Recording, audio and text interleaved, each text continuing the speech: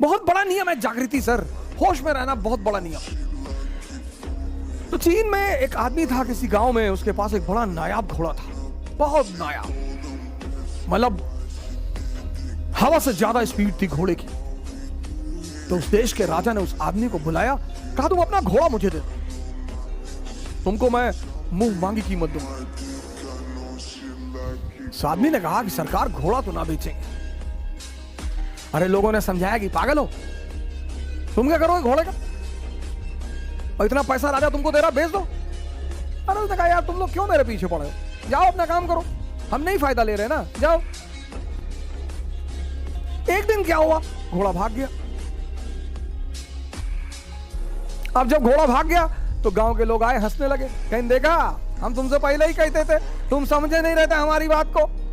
अरे उसने कहा बड़े भाई घटना सिर्फ इतनी है कि घोड़ा भाग गया है, बस, इसमें ज्यादा चिंता करने की बात नहीं है, वो चला गया तो चला गया, मैं क्या करूं। अजी पागल हो, तुम्हारा नुकसान हो गया, बोले कोई नुकसान नहीं। 10-15 दिन बीता, एक दिन घोड़ा वापस आ गया और अपने साथ 20 घोड़े और लाया अपनी तरह के।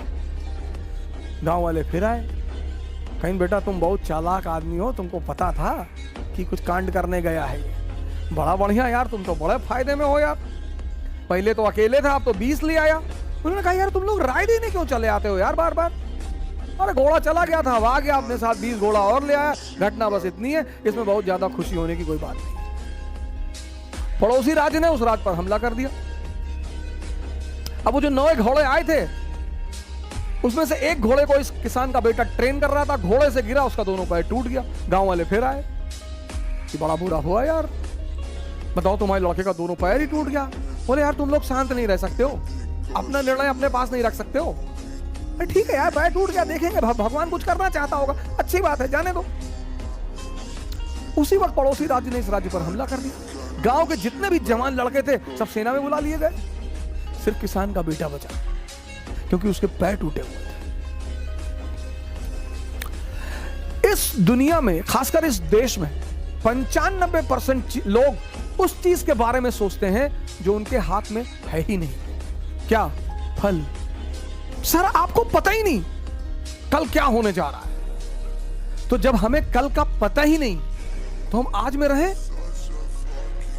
और जितने लोगों ने अपने आज को सुधारना शुरू किया उनका कल बेहतरीन हो गया, क्योंकि जो कल के बारे में सोचते हैं वो आज कुछ कर ही नहीं पाएंगे, और जो पास्ट के बारे में सोचते हैं वो कुछ कर ही नहीं। 2 लोग निष्क्रिय हैं, जो कल के बारे में सोचते हैं वो तो थोड़ा बहुत कुछ करेंगे भी, लेकिन जो पास्ट के बारे में सोचते हैं, हमारे पिताजी गवर्नर थे, रहे होंगे, बहुत लोगों के पिताजी गवर्नर थे,